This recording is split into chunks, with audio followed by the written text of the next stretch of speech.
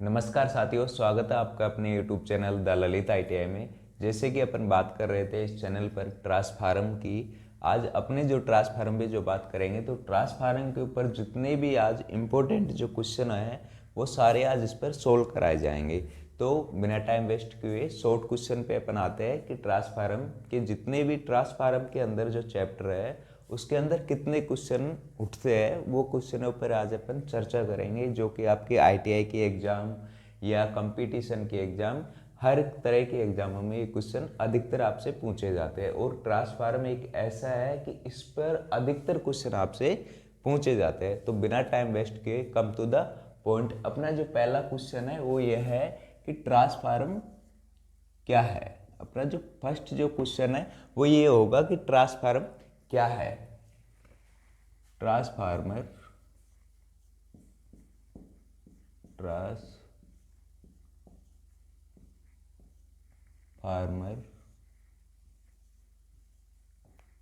क्या है। अपना जो फर्स्ट क्वेश्चन है वो है कि ट्रांसफार्म क्या है। तो ट्रांसफार्म है जो एक स्थिर युक्ति है, यानी एक स्थिर उपकरण है। जो इसका जो आंसर होगा ये होगा कि ट्रांसफार्म एक, मैं इसमें शॉर्ट में TF लिख देता हूं, आप समझ जाना।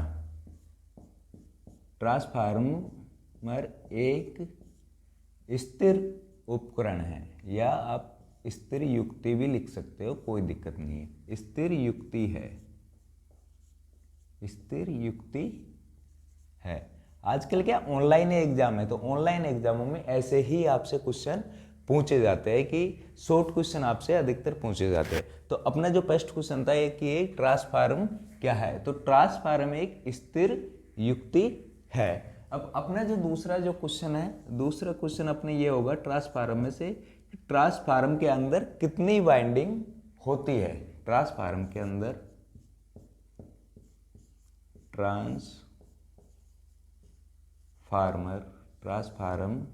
ट्रांसफार्मर में कितनी वाइंडिंग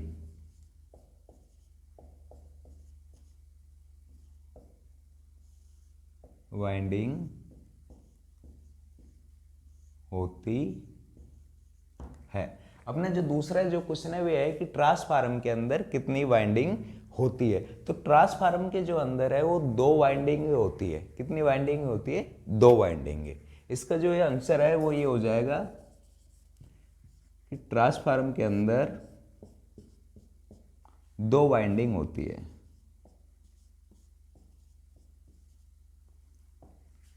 वाइंडिंग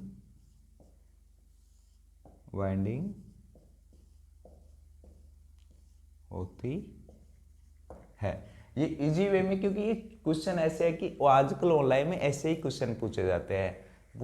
तो ये अपना जो सेकंड क्वेश्चन है, ट्रांसफार्म के अंदर कितनी वाइंडिंग होती है, तो इसका जो आंसर है वो ये है कि ट्रांसफार्म के अंदर 2 वाइंडिंग होती है। अगर आपको बोर्ड पे ना दिखे तो मैं कई बार रिपीट कर रहा हूँ, आप सुनकर भी इस चीज़ को लिख सकते हो। अपना जो थर्ड क्वेश्चन है ये है कि ट्रांसफार्म के अंदर 2 वाइंडिंग होती है, उनका नाम कौन कौन सी वाइंडिंग होती है। 2 वाइंडिंग होती है लेकिन कौन कौन सी होती है। तो थर्ड क्वेश्चन है अपना, ट्रांसफार्म के अंदर, मैं शॉर्ट में लिख रहा हूं, ट्रांसफार्मर में 2 वाइंडिंग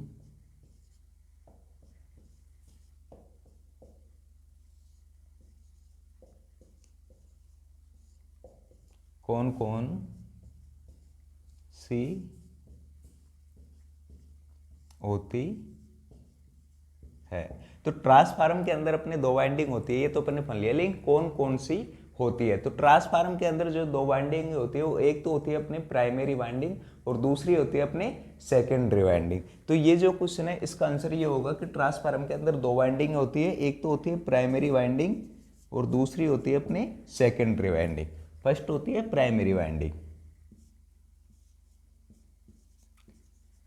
प्राइमरी वाइंडिंग।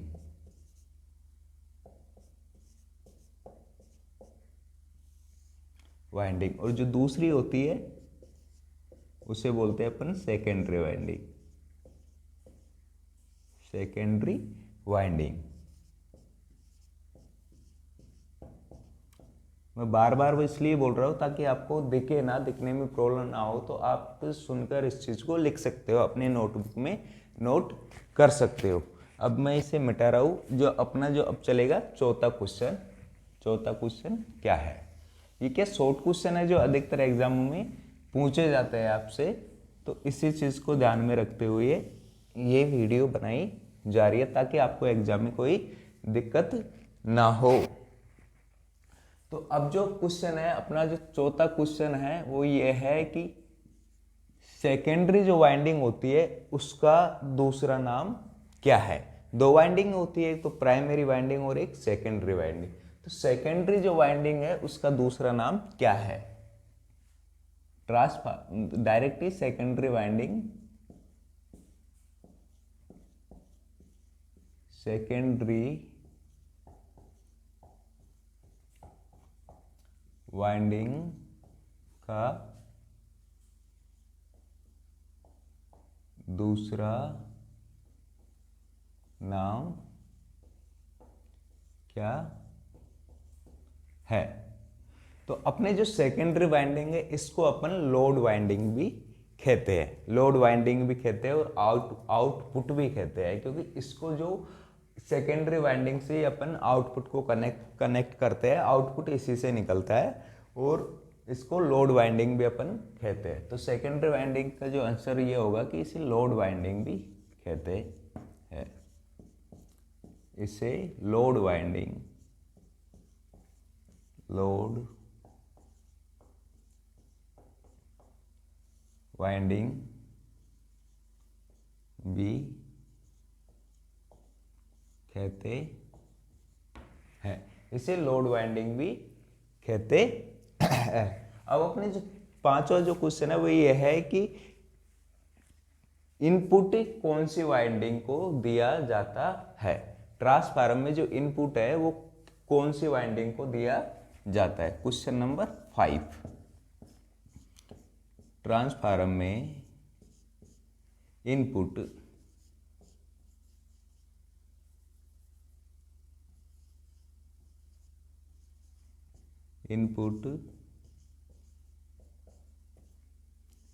कौन सी वाइंडिंग को दिया जाता है? अपने जो पांचवा क्वेश्चन ये है कि ट्रांसफार्मर को इनपुट कौन सी वाइंडिंग को दिया जाता है या कौन सी वाइंडिंग से दिया जाता है? तो इसका जो आंसर है वो ये है कि इनपुट प्राइमरी वाइंडिंग, ये सेकेंडरी वाइंडिंग, प्राइमरी वाइंडिंग में इनपुट दिया जाता है। प्राइमरी वाइंडिंग, इसको थोड़ा लंबा लिख देता हूं, ट्रांसफार्मर में इनपुट प्राइमरी वाइंडिंग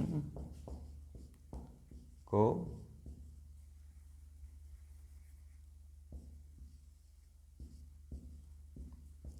दिया जाता है। अब अपने जो नेक्स्ट क्वेश्चन है वो है छठे नंबर का कि ट्रांसफार्मर के अंदर ट्रांसफार्मर को ठंडा रखने के लिए किस चीज़ का उपयोग किया जाता है? ट्रांसफार्मर जब अपने इसमें विद्युत धारा है, विद्युत करंट को जब अपन देंगे, इनपुट जोड़ेंगे, तो ये गर्म तो होगा क्योंकि ये एक युक्त है। तो ट्रांसफार्मर को ठंडा रखने के लिए किसका उपयोग किया जाता है? जैसे नॉर्मली क्वेश्चन है पर फिर भी मैं आपको बता रहा हूँ। ट्रांसफार्मर को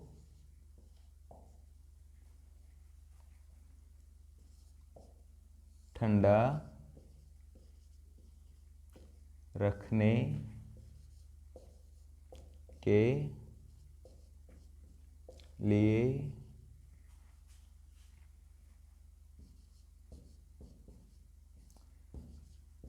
किसका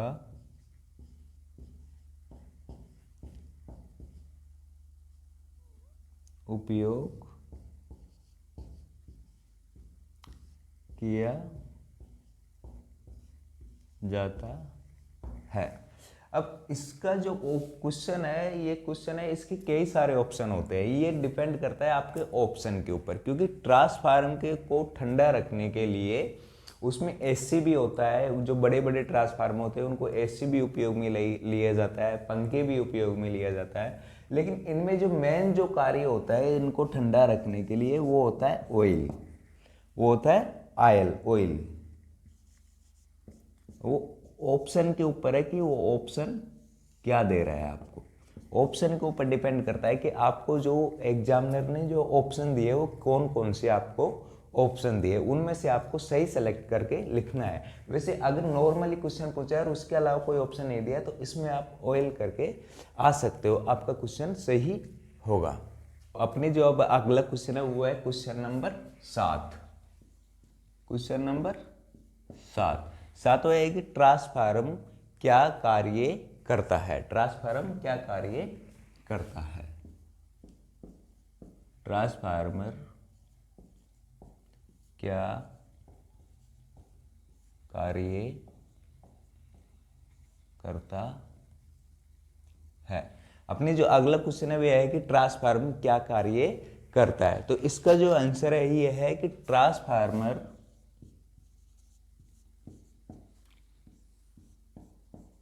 ट्रांसफार्मर वोल्टेज को VOLTE वोल्टेज को कम वह ज्यादा करता है। कम वह ज्यादा करता है। अगर ये इंग्लिश में आएगा तो ऐसे आएगा, स्टेप अप वह स्टेप डाउन करता है। ज्यादा को तो स्टेप अप और कम को स्टेप डाउन करता है। ट्रांसफार्मर क्या कार्य करता है, ये वोल्टेज को कम है ज्यादा करता है। अब जो अपने जो नेक्स्ट क्वेश्चन है वो है क्वेश्चन नंबर 8। अब जो क्वेश्चन आता है वो आता है कि ट्रांसफार्मर की जो दक्षता होती है वह कितनी होती है। ट्रांसफार्मर की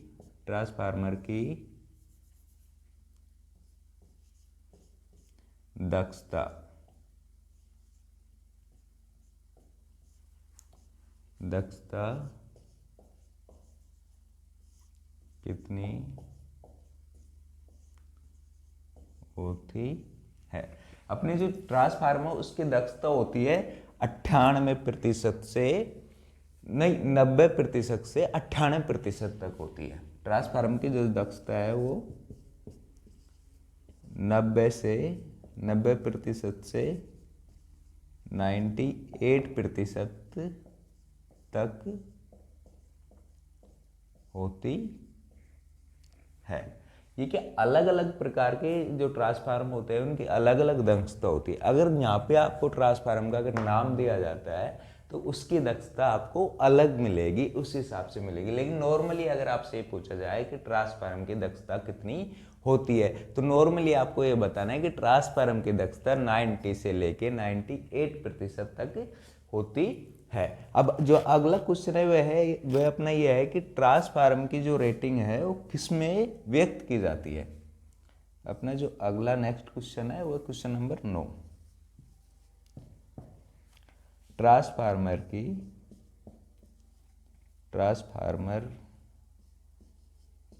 की रेटिंग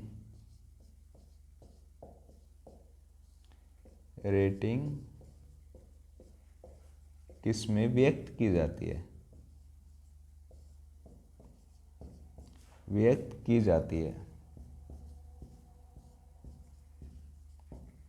जो ट्रांसफार्मर की जो रेटिंग है वो KVA में व्यक्त की जाती है, यानी किलोवाट एम्पियर में व्यक्त की जाती है। ट्रांसफार्मर की जो रेटिंग है वो KVA यानी किलोवाट एम्पियर में, किलोवाट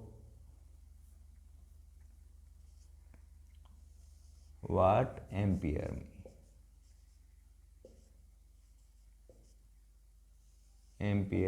में व्यक्त की जाती है।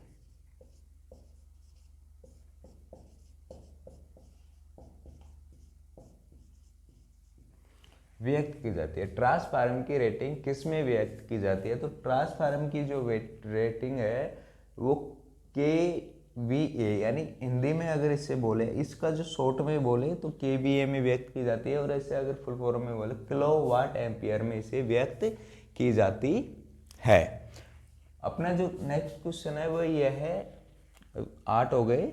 देखो शॉर्ट क्वेश्चन है, इनको देखो मैं बार बार बोल रहा हूँ, ये आजकल क्या ऑनलाइन एग्जाम में है, तो ऑनलाइन एग्जामों में शॉर्ट ही क्वेश्चन दिए जाते हैं अधिकतर, जो आपको एग्जाम की परीक्षा की दृष्टि से बहुत काम आने वाले है। आज चाहे आप कंपटीशन की एग्जाम दो या ITI की दो, कैसे भी एग्जाम आप दो। अगला जो अपना क्वेश्चन है वो है नवा क्वेश्चन। अगला जो क्वेश्चन ये है कि अगर ट्रांसफार्मर को DC धारा से कनेक्ट कर दिया जाए तो क्या होगा? ट्रांसफार्मर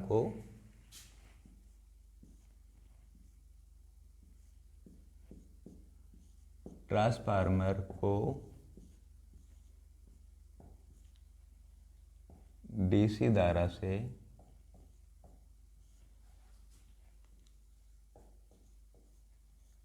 जोड़ दिया जाए तो क्या होगा? अब चलो आपके एक क्वेश्चन आ जाए कि ट्रांसफार्मर को DC धारा से अगर जोड़ दिया जाए तो क्या होगा। अब अपने जो ट्रांसफार्मर है उसमें एक सीधा सा सिंपल ये लॉजिक है, ये आपको हमेशा याद रखना है कि ट्रांसफार्मर ओनली फॉर AC विद्युत धारा पर ही कार्य करता है। अगर उसे DC से अगर कनेक्ट कर दिया जाए तो उसकी जो वाइंडिंग है, अगर ट्रांसफार्मर को DC से अगर कनेक्ट कर दिया जाए तो इसकी जो वाइंडिंग है वह जल जाएगी, इसकी वाइंडिंग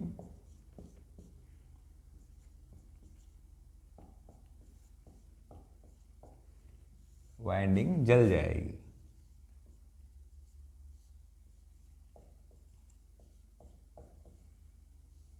जल जाएगी क्योंकि ये AC पे कार्य करने वाला है। अगर इसको DC से अगर अपन जोड़ दिया जाता है तो इसकी जो वाइंडिंग है वह जल जाएगी। अब जो अपना अगला जो क्वेश्चन है वह यह है कि ट्रांसफार्मर कौन से सिद्धांत पर कार्य करता है? क्वेश्चन नंबर 10, ट्रांसफार्मर किस सिद्धांत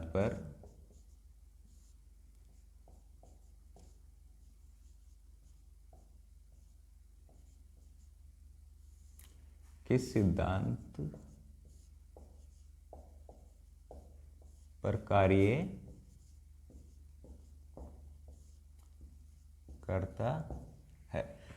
अपना जो अगला क्वेश्चन है वह है कि ट्रांसफार्मर किस सिद्धांत पर कार्य करता है। ये बहुत ही कॉमन क्वेश्चन है, बहुत ही इंपॉर्टेंट भी है, ये आपको विशेषकर याद रखना है। ट्रांसफार्मर किस सिद्धांत पर कार्य किया जाता है? तो ट्रांसफार्मर जो अन्योन प्रेरण के सिद्धांत पर कार्य करता है। ट्रांसफार्मर अन्योन प्रेरण के